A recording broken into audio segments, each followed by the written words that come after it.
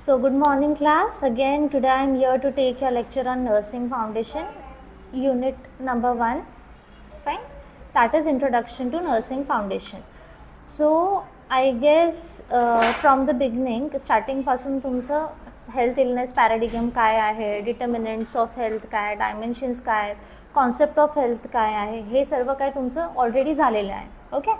तर आज आपण शिकणार आहोत इलनेसपासून पुढे. Fine. So, what is illness? A disease or period of sickness affecting the body or mind, a specific condition that prevents your body or mind from working normally, a sickness or disease, a condition of being unhealthy in your body or mind. Okay, तर इथे तीन वेगळे आपल्याला परिभाषा दिलेले आहेत इलनेसचं. तर illness म्हणजे काय? आजारीपण. तुम्ही जेव्हा आजारी असता त्याला आपण काय म्हणतो? इलनेस म्हणतो. तर इलनेस किती प्रकारचे असू शकतात? कोणाला सर्दी, खोकला, डोकेदुखी, हे इलनेसमध्ये तर जाणार नाही, पण हे सिम्पटम्स असतात इलनेसचे. ओके. म्हणजे की तुमचं बॉडी नॉर्मली जेव्हा फंक्शन करते, तुम्हाला सर्व काही गोष्टी करता येतात, पण जेव्हा तुम्ही आजारी असतात तेव्हा कोणता तरी शरीराचा भाग तो तुमचा साथ तुम्हाला देत नाही. ते झालं तुमचं आजारीपण किंवा इलनेस. समजतंय? Okay. Next, illness behavior. It is any behavior undertaken by an individual who feels ill to relieve that experience or to better define the meaning of the illness experience. Illness is a social state. It is not just a disturbance of body and has social meanings and impact. That is, it is partially the result of disease but is also determined by social and cultural factors. Sometimes a distinction is made between disease, that is medical definition, and illness, means it lays the person's perception. Can be sick but no symptoms, can feel ill but no disease or condition. Okay. तर illness behaviour म्हणजे काय? Behaviour तर तुम्हाला समजतं काय? स्वभाव. Fine. एका आजारी व्यक्तीचं बिहेवियर कसं असेल? एकदम गळालेला असेल, एकदम फटीग असेल. फाईन. पण एकदम फटीग असण्याने किंवा एकदम तो असं गळून गेलेला आहे म्हणजे ह्याचा अर्थ हा होतो का की तो आजारी आहे? नाही. समजते तुम्हाला? ओके. तर मग रिझन काय असू शकतं? फिजिकल फॅक्टर्सच असू शकतात का रिझन? नाही. मेंटल फॅक्टर पण असू शकतो. कोणत्या प्रकारचा स्ट्रेस असेल त्या व्यक्तीला, कोणत्या प्रकारचं कामाचं टेन्शन असेल किंवा फायनान्शियल स्टेटस बरोबर नसेल, त्यामुळे काही दडपण आलं असेल, तर तेव्हा पण एका मनुष्याचा जो मूड असतो तो काय होतो? ऑफ होतो. घरात कोणत्याही प्रकारचा वादविवाद झाला असेल, काही कोणाचं शोषण झालं असेल, त्याच्यामध्ये सुद्धा माणसाला अंगदुखी, डोकेदुखी वगैरे होतं. पण तो काय आजारी झाला का? टायफॉईड, मलेरिया, कॅन्सरसारखे त्याला आजार झाले का? नाही. हे आहे तुमचं इलनेस बिहेवियर. समजते तुम्हाला? म्हणजे की फक्त फिजिकली आपण आजारी असतो असं नाही आहे. कधी कधी आपल्या वृत्तींमुळे, आपल्या विचारांमुळे आपण कोणत्या तरी मेंटली सिच्युएशन म्हणजे अशी डिस्टर्ब्ड असतो, तेव्हा पण आपल्याला असं वाटतं की अरे आपलं ना अंग आता हे झालेलं आहे, आपलं डोकं आता दुखतं आहे, किंवा जास्त तुम्ही स्क्रीनकडे बघताय तरी पण काय होतं? तुम्हाला प्रॉब्लेम होतो, डोळ्यावरती स्ट्रेन येतो. तुम्हाला जर चष्मा आहे आणि तुम्ही चष्मा लावत नाही तरी तुम्हाला प्रॉब्लेम होतं. तुम्ही आजारी झालात का? नाही. परंतु दुसरे जे फॅक्टर्स आहेत ते पण एकत्र येऊन तुम्हाला काय असे लक्षणं दाखवतात की तुम्ही इल आहात, आजारी आहात. तर इथे दोन डिफरन्स दिलेले आहे, डिसीज आणि इलनेस. डिसीज म्हणजे काय? डिसीज आजार. मग तो आजार कोणता कोणता असू शकतो? BP, शुगर, ब्लड प्रेशर, हे ते अमकं धमकं, आणि अजून काय? कॅन्सर म्हणा, मलेरिया, टायफॉईड, डेंग्यू, चिकनगुनिया, जे पण काय हे असे मोठमोठे आजार म्हणा, कार्डियक इश्यूज म्हणा. ठीक आहे. हे तुमचे झाले आजार झाले. इलनेस म्हणजे काय? असं छोट्या मोठ्या गोष्टी की जे तुम्ही आजारी जरीही नसाल तरी पण असं सिम्पटम्स आपल्याला दिसतात आजारपणाचे. That is your illness. तर हा मेन दोघांचा डिफरन्स आहे. Moving on to next, sick role. Two rights are there. Sick people are exempt from performing their normal social roles. Sick people are exempt from responsibility for their own state. Then there are two obligations: to get better as soon as possible, to consult and cooperate with medical experts whenever severity of condition warrants it. Okay. आता आजारीपणाचा role काय आहे? In the sense, जेव्हा पण एखादी व्यक्ती सिक असते किंवा आजारी असते तेव्हा आपण ॲक्टिव्हिटीजमध्ये सहभागी होतो. कोणत्या? नाही होत. का नाही होत? कारण आपल्याला शरीर तेव्हा साथ देत नाही.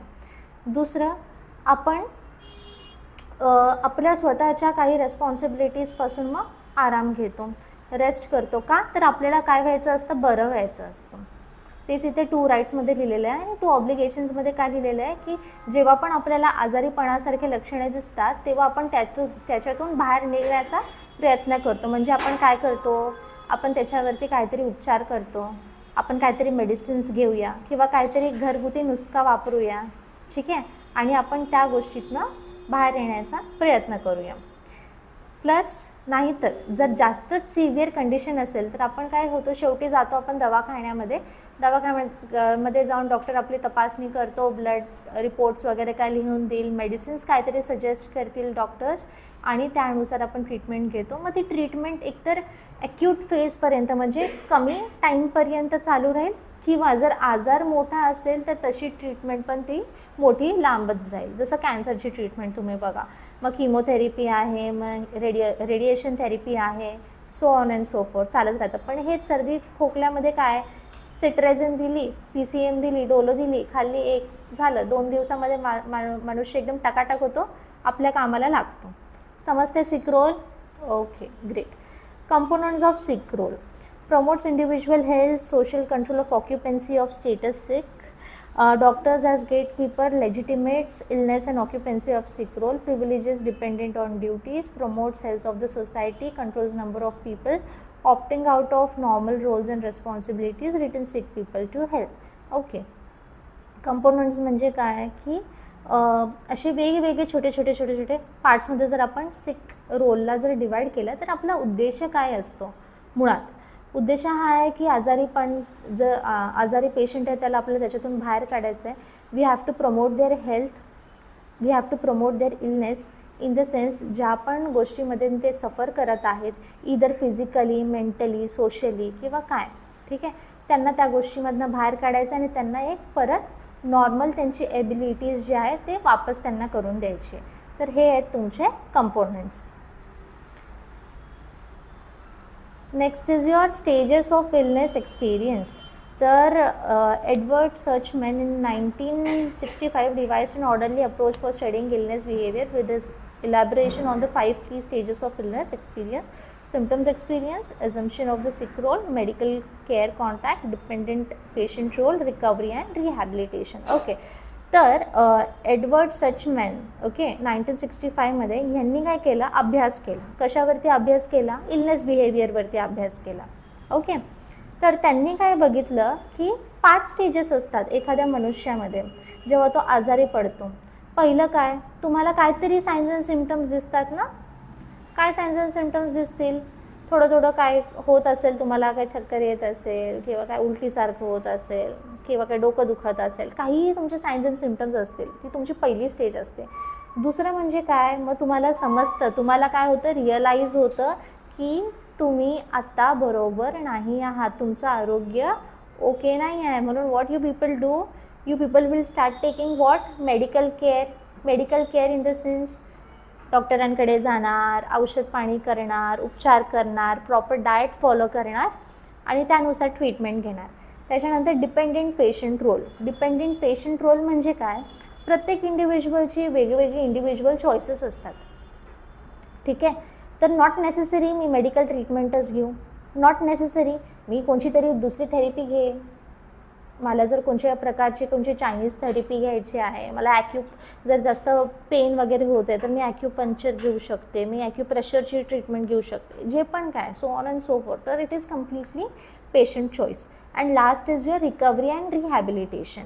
रिकव्हरी अँड रिहॅबिलिटेशन म्हणजे काय? मनुष्य आजारी पडला, सिम्पटम्स दाखवले, औषध पाणी उपचार केले, त्याच्यानंतर तो पुन्हा बरा झाला आणि आता आपल्या कामाला पुन्हा त्यांनी सुरुवात केली. हे असे 5 स्टेजेस कोणी अभ्यास केला? एडवर्ड सर्चमॅननी इन द इयर 1965मध्ये केला. ओके, सो या 5 स्टेजेसचं त्यांनी इथे विवरण केलेलं आहे या मॉडेलमध्ये, ठीक आहे. तर ह्याला मी आता काय इन डेप्थमध्ये परत जात नाही.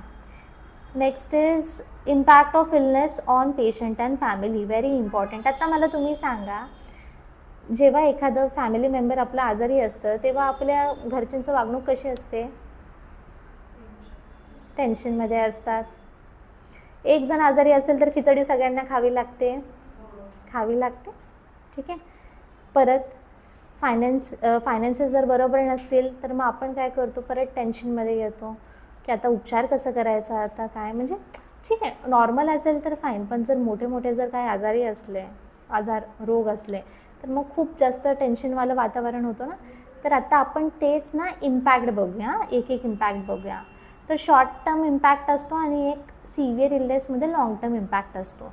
ठीक आहे. तर शॉर्टमध्ये काय होतं, it is a term and minor illnesses अवोक few behavioural changes in the functioning of the patient और family. Severe illness can lead to more extensive emotional and behavioral changes such as anxiety, shock, denial, anger and withdrawal. Okay.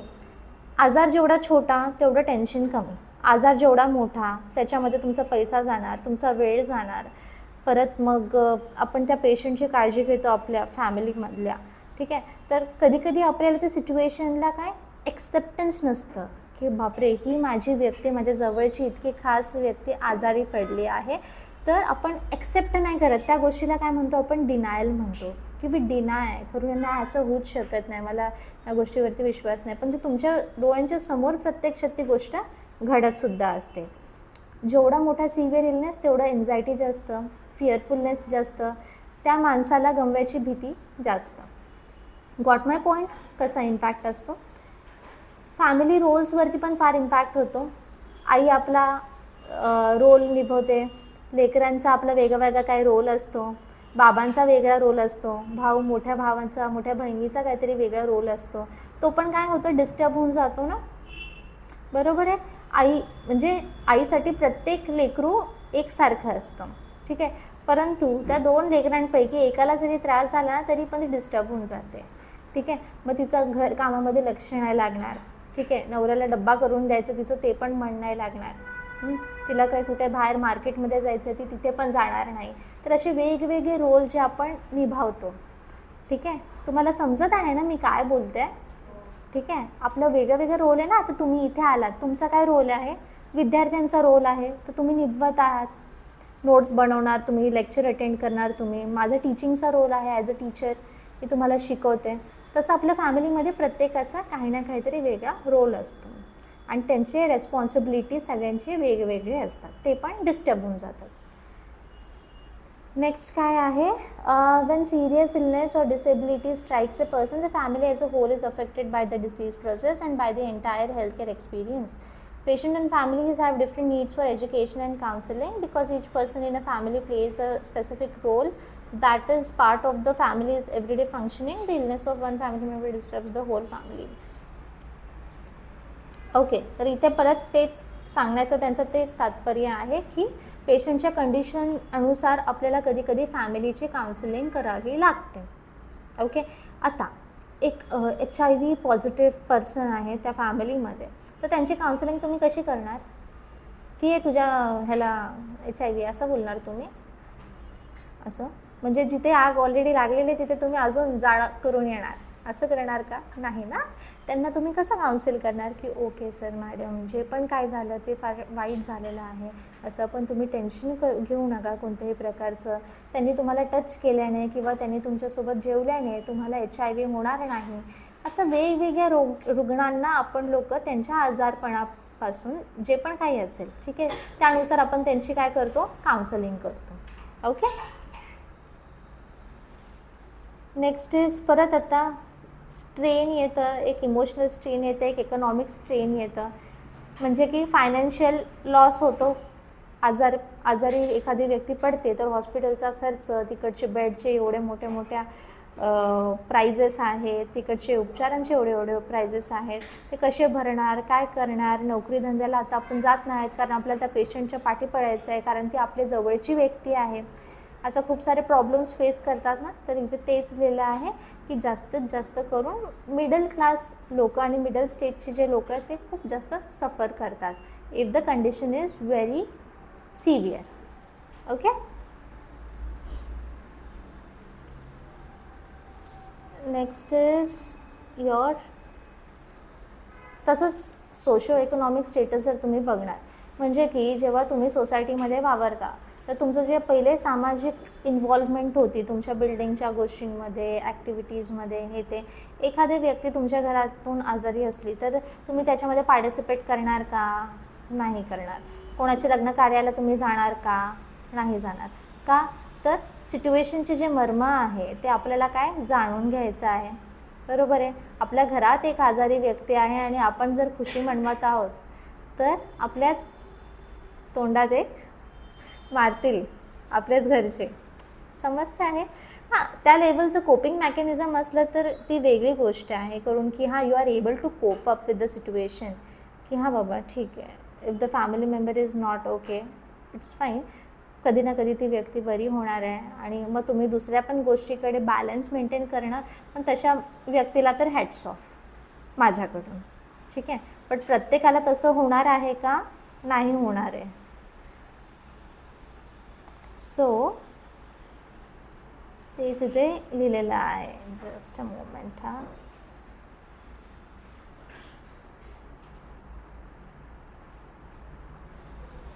slide number 39. In some instances, a major illness brings a family closer together. In others, even a minor illness causes significant strain. It is important to identify what the illness means, not only to the individual but also to the family. Asking them what they consider major problems and how they plan to handle the specific situations can help you assess the meaning of the patient's illness to the family. What does it mean here? कधी कधी आजारपण सगळ्यांना एकत्र आणतं की नाही आणत? कोविड-19नेच दाखवलं ना आपल्याला.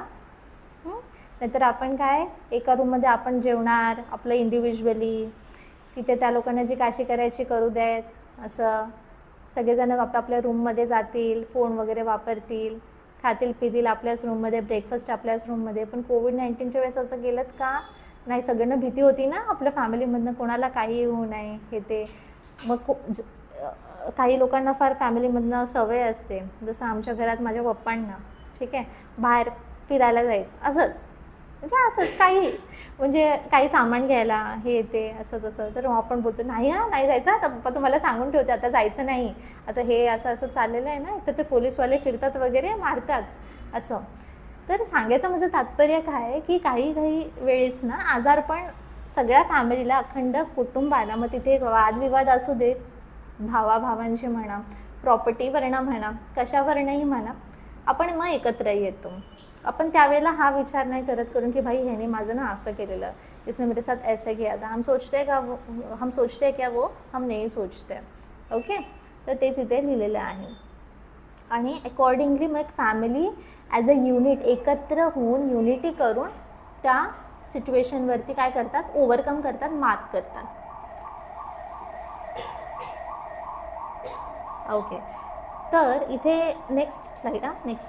To achieve effective patient teaching outcomes, you should make the family part of your teaching plan. For example, if your patient's wife does all the cooking in the home, it is vital to include her in diet teaching. Involving family members may be an important future source of support for the patient as he or she works at behavioral change. Obviously, it will be difficult for a husband to be supportive of his wife's blood pressure treatment program if he does not understand the reasons for the recommendations and the consequences of not carrying them out. Okay, आता इथे खूप सुंदर example दिलेलं आहे की आपल्याला पूर्ण फॅमिलीची counselling करायची असते, हे मी तुम्हाला पहिले पण सांगितलं. ओके, आता इथे एक एक्झाम्पल दिलेलं आहे की एका पेशंटची जी वाईफ आहे, बायको आहे, ती आजारी आहे ड्यू टू हायपरटेन्शन. पण आणि ती कुकिंग वगैरे सगळं करायची because she is a housewife, म्हणून ती सर्व काही काम वगैरे करायची. बट आता कसं आहे, ती आजारी असल्यामुळे किंवा हायपरटेन्सिव्ह असल्यामुळे she is not able to do that. तर मग आता काय, आपण तिच्या नवऱ्याला वगळून चालणार का? नाही. तर नवऱ्याला पण बसवायचं आहे, बायकोला पण बसवायचं आहे की तुला आता डॅश डाएट खायचं आहे, तुला हायपरटेन्सिव्हवाला डाएट खायचं आहे, कमी मीठ खा. मग नवऱ्याला जरी लागत असेल तरी नवऱ्याने पण तिथे ॲडजस्टमेंट्स काही करायचे आहेत. तर हा पार्ट कोणाचा आहे? हा एक्सप्लेन करण्याचा पार्ट आपला ॲज अ नर्स इथे बनतो. आपण त्या नवऱ्याची काउन्सिलिंग करायला पाहिजे की आता तुझ्या बायकोला थोडं थोडं तू पण मदत कर, तू थोडी थोडी कुकिंग करायला आता शिक. We cannot put a pressure. मी हे नाही म्हणत आहे की आपण त्याला पुश करायचंच आहे, भाई तुला करायचं म्हटलं ना तर तुला करायचंच आहे, ठीक आहे, जास्त डोक्यात जाऊ नको, असं नाही, ठीक आहे.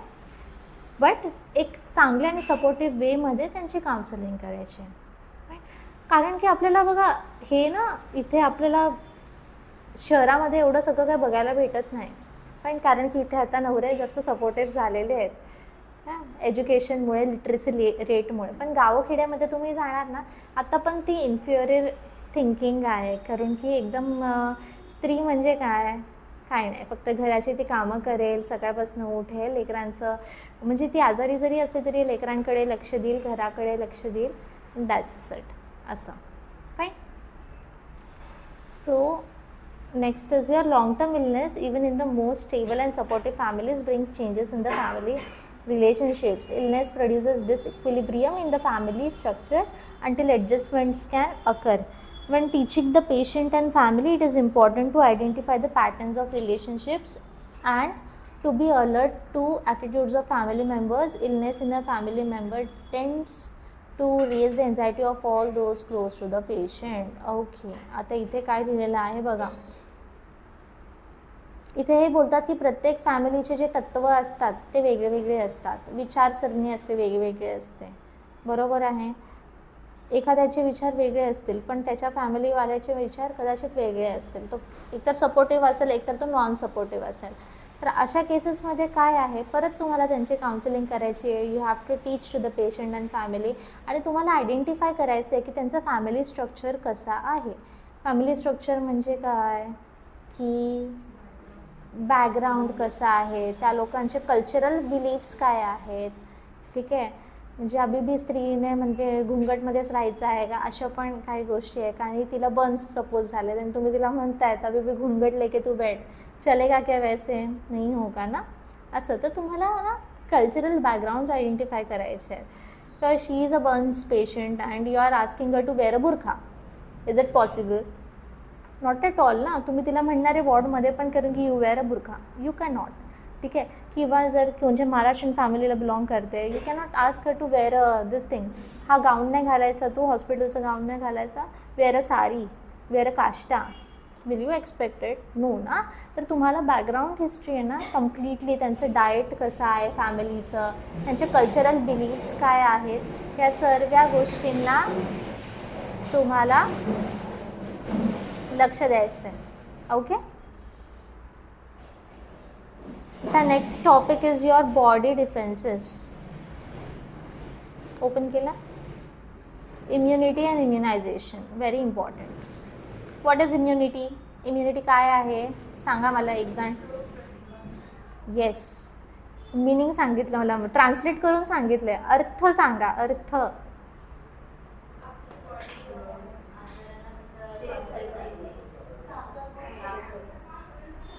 ठीक. येस,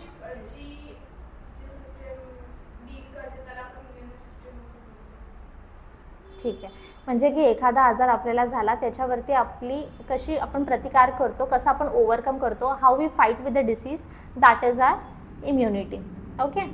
सो आता introduction. The environment contains a wide variety of potentially harmful organisms, pathogens such as bacteria, viruses, fungi, protozoa, multicellular parasites, which will cause disease if they enter the body and are allowed to multiply. The body protects itself through a various defense mechanisms to physically prevent pathogens from entering the body or to kill them if they do. Okay.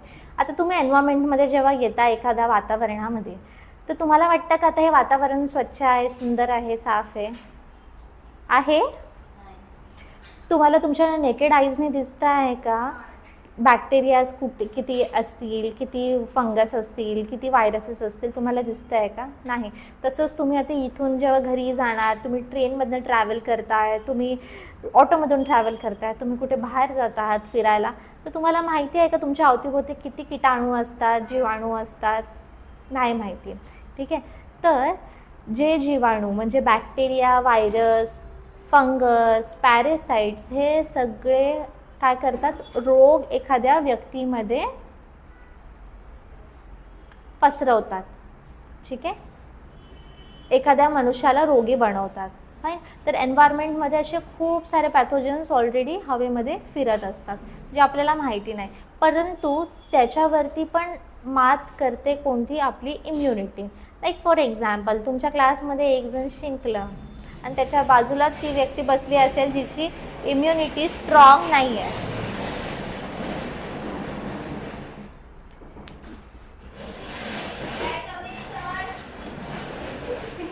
ज्याची immunity strong नाही आहे. Okay, so काय होणार आहे next डेला, even she will start sneezing. Y?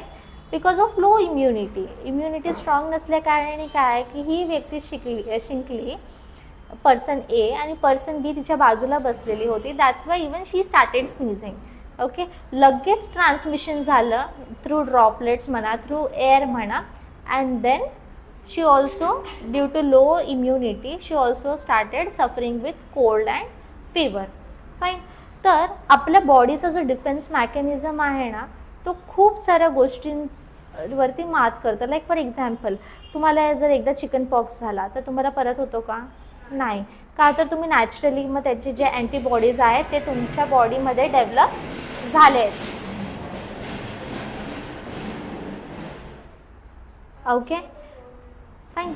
तर तसंच आपण आता पुढे बघूया करून की काय डेफिनेशन आहे. The term immunity refers to the body specific protective response to an invading foreign agent or organism.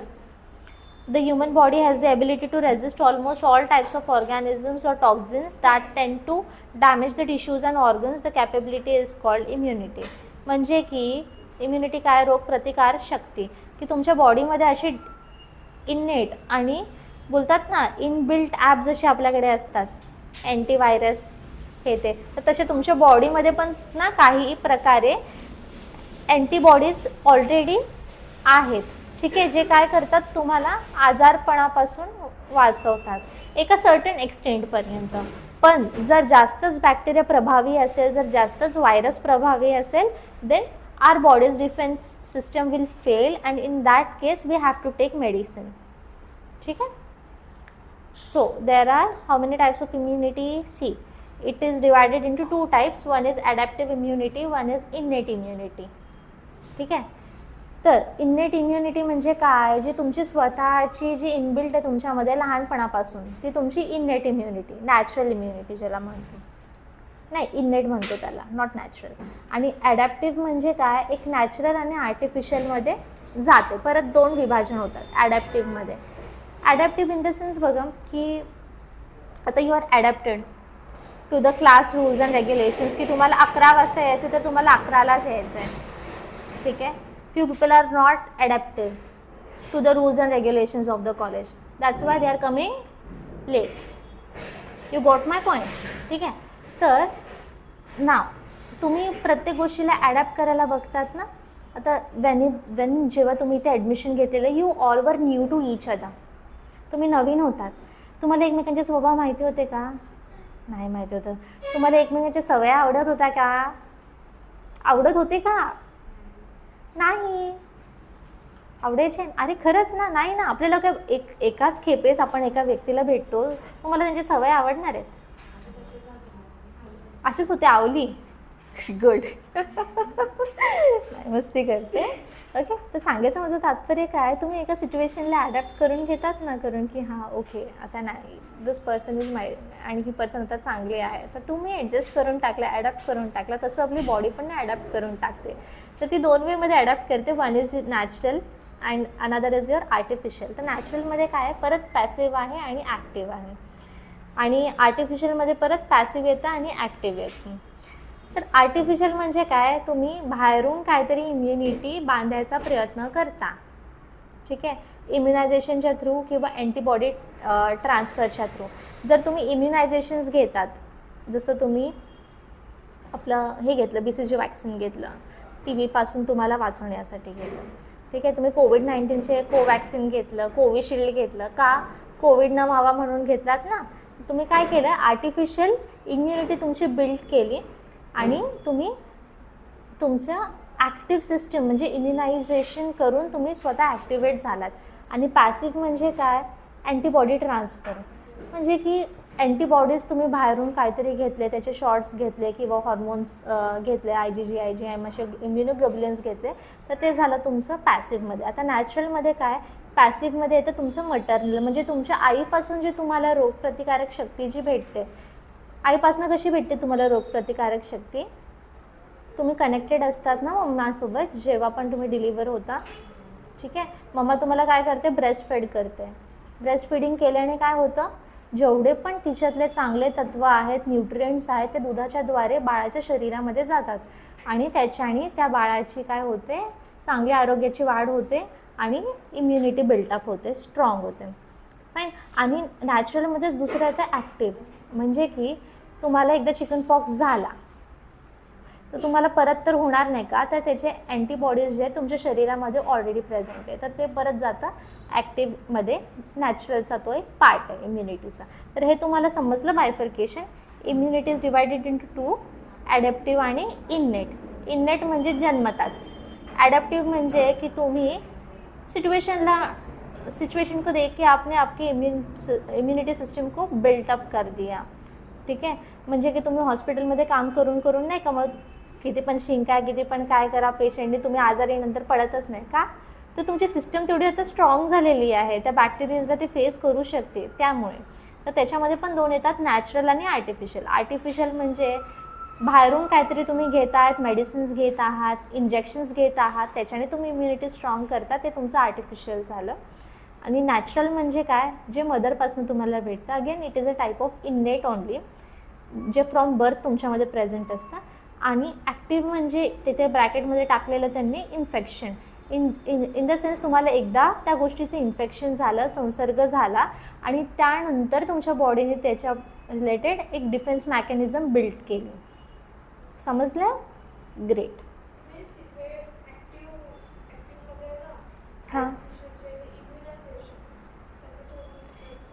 Immunisation. Okay, इम्युनायझेशनमध्ये बघ, आता मी तुला टी बीचं एक्झाम्पल दिलं. BCG वॅक्सिन आपण देतो लहान लेकरांना. का देतो? का तर त्याला बाबा पुढे फ्युचरमध्ये काय नाही व्हायला पाहिजे, TB नाही व्हायला पाहिजे. किंवा तू जॅपनीज एन्सेफलायटिसचे इंजेक्शन्स देते, तुला TTचं इंजेक्शन देते, का तर गँग्रीन न व्हावं, TT हे नाही व्हावं. किंवा जर एखाद्याला कुत्रा चावला, ठीक आहे, रॅबिस इंजेक्शन्स देतो, का त्याला रॅबिस नाही व्हावा. तर त्यांनी काय केले, इम्युनिटी डेव्हलप केली. पोलिओ वॅक्सिनचे एक्झाम्पल घे तू.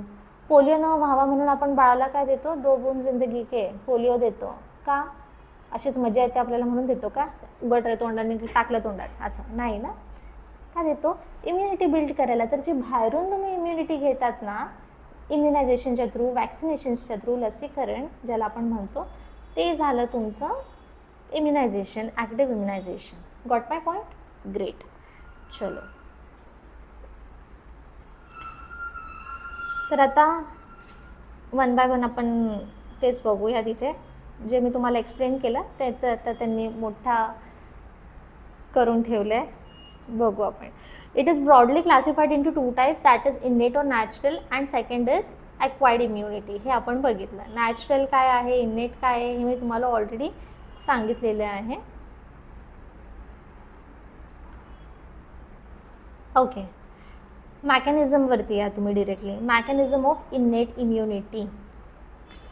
First is anatomical barrier. Anatomical barrier म्हणजे काय, तुम्ही ॲनाटॉमिकली प्रेझेंट आहात माझ्यासमोर, मग तुमच्या ॲनाटॉमिकल ऑर्गन्सचं कसं डिफेन्स करता, तुमची स्किन डिफेन्स मेकॅनिझमसारखे ॲक्ट करते की नाही.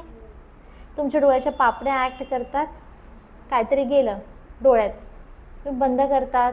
हे पापण्या का दिलेल्या आहेत देवानी, असंच मस्कारा लावायला का दिल्या आहेत?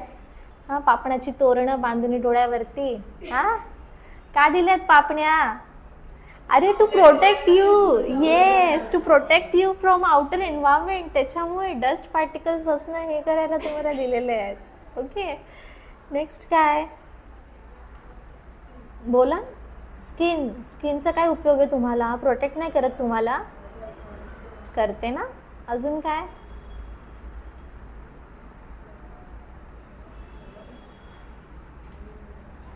हां, हेअर काय करतं? हां, तुमच्या स्कलला कुठल्या तरी प्रमाणामध्ये ते प्रोटेक्ट करतं. ओके, सांगण्याचं माझं तात्पर्य काय आहे की तुमची स्किन म्हणा, तुमचं म्हणजे बोलतात ना, तुमचं म्युकस मेम्ब्रेन्स म्हणा, ते काय करतात, तुम्हाला प्रोटेक्ट करतात. आता फॉर एक्झाम्पल, तुम्हाला नाकामध्ये काहीतरी गेलं किंवा काहीतरी कोणी शिंकत वगैरे असलं तर लगेच शेंबूड येतो. काय येतो? तो बॅक्टेरियाला बाहेर फेकायला येतो रे बाबांनो, त्याच्यामध्ये शिशू नका करू तुम्ही लोक, ठीक आहे. बॅक्टेरियाला फेकण्यासाठी येतं. आयब्रो, अरे तू तर खूपच जास्त इंडक्ट घुसतेस ग, आता काय प्रत्येक बॉडी पार्टचं हे करते नाही. हे बघा, ओ माय गुडनेस, थांबा मला ना.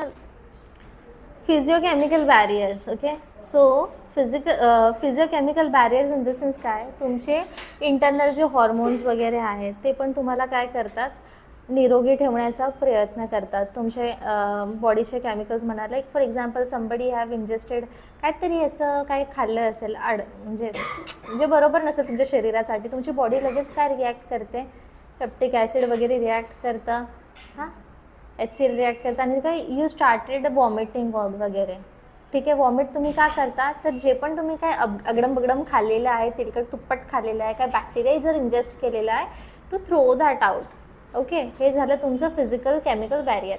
Then is phagocytosis or phagocytic barrier. Phagocytosis in the sense काय, की एखादा जीव जंतू तुमच्या शरीरामध्ये गेला तर आपली जी लिम्फॅटिक सिस्टम आहे, आपले जे इम्युनोग्लोब्युलिन्स आहेत बॉडीमध्ये, WBCs आहेत, दे विल अटॅक दॅट, एकदम जे बॅक्टेरिया आहे, व्हायरस, त्याला अटॅक करणार आणि त्याला खाऊन टाकणार. त्याला म्हणतो आपण फॅगोसायटोसिस. समजलं फॅगोसायटोसिस काय आहे. फॅगो म्हणजे ईटिंग, ठीक आहे. They will attack and they will eat up that bad cell, fine, असं. Then is inflammation or inflammatory barrier. आता इन्फ्लामेशन म्हणजे काय, सूज वगैरे येते. सूज काय येते, तर body is fighting with that particular organism, that's why तुम्हाला त्या बॉडी पार्टवरती सूजन वगैरे दिसते. मस्किटोने तुम्हाला बाईट केलं, थोडंसं फुगतं, ते बाईटमुळे होतं, पण लगेच तिथे हिस्टेमिन्स वगैरे येतात, सगळे काय सायटोकाइन्स येतात, आणि त्याच्यामुळे ते इन्फ्लामेशन होते. का, तर नंतर त्याच्यातून बरं होण्यासाठी आपण काय करतो, पण करतो ना, त्याच्याने काय होतं का, काय नाही, फक्त जी खाज असते ती मिटते, ठीक आहे. तर सांगायचं माझं तात्पर्य काय आहे, की इन्नेट इम्युनिटी वेगवेगळ्या मॅकॅनिझम्सच्या थ्रू कार्यरत असते शरीरामध्ये. ॲनाटॉमिकल बॅरियर, फिजिओकेमिकल बॅरियर असतं. थर्ड इज तुमचं फॅगोसायटिक बॅरियर किंवा फॅगोसायटोसिस, आणि इन्फ्लामेशनच्या थ्रू पण ते रोगावरती प्रतिकार करते. Next is a natural immunity. त्याला आपण डिस्क्राईब करूया. It is a non specific immunity present at birth, जी तुमच्याकडे लहानपणापासून बाय बर्थ जन्मताच प्रेझेंट असते, ती तुमची नॅचरल इम्युनिटी असते. Fine. It is the ability to distinguish between friend and foe or self and non self. म्हणजे की प्रत्येकाची डिफरंट टाईपची नॅचरल इम्युनिटी असते. आता जरुरी नाही करून की ज्या लेवलचं काम मी करू शकते त्या लेवलचं काम तुम्ही करावं आहे का, नाही. तसंच आपली इम्युनिटीज पण वेगवेगळ्या लेवलवरती कार्यरत असतात एका ह्युमन बॉडीमध्ये. मग आता जसं इथे बघा, नॅचरल मेकॅनिझम्स काय काय दिलेले आहेत. फिजिकल अँड केमिकल बॅरियरमध्ये स्किन दिलेलं आहे, म्युकस मेम्ब्रेन दिलेलं आहे, antimicrobial substance in body secretions, the action of WBCs आणि इन्फ्लामेटरी रेस्पॉन्स. जसं मी तुम्हाला सांगितलं ऑलरेडी, फॅगोसायटोसिस म्हणा, इन्फ्लामेशन्सचं म्हणा, मी तुम्हाला आता एक्सप्लेन केलं ना, तर तेच इथे लिहिलेलं आहे की हे तुमची नॅचरली ते तुम्हाला ॲक्ट करतं. Okay. So chemical and physical barriers. Skin, mucous membrane, तुमची intact skin and mucous membrane. Physical barrier to invading in microbes, sebum and sweat secretion contains antibacterial and antifungal substances hair in the nose act as a code. Okay. Physical and chemical बॅरियर्समध्ये बघा इथे काय लिहिलेलं आहे. जसं मी तुम्हाला सांगितलं, तुमचं म्युकस मेम्ब्रेन, काही पण नाकामध्ये गेलं तर सर्वात पहिले तुमचे केस असतात. केस काय करतात, त्याला बाहेर काढण्याचा प्रयत्न करतात. जर ते बाहेर निघाला तर ठीक आहे, जर नाही निघाला तर चेंबूच्याद्वारे, म्युकसच्याद्वारे it is coming out. Fine. or else one way flow of urine from the bladder during maturation. Urinary system पण थोडं प्रमाणामध्ये तुम्हाला प्रोटेक्ट करत असते. फाईन. UTI वगैरेपासून. पण जर एक्स्ट्रीम केसेसमध्ये जर बॅक्टेरिया जास्त वाढला, ठीक आहे, तर तुम्हाला काय होतं, UTI होतं, युरिनरी ट्रॅक्ट इन्फेक्शन होतं.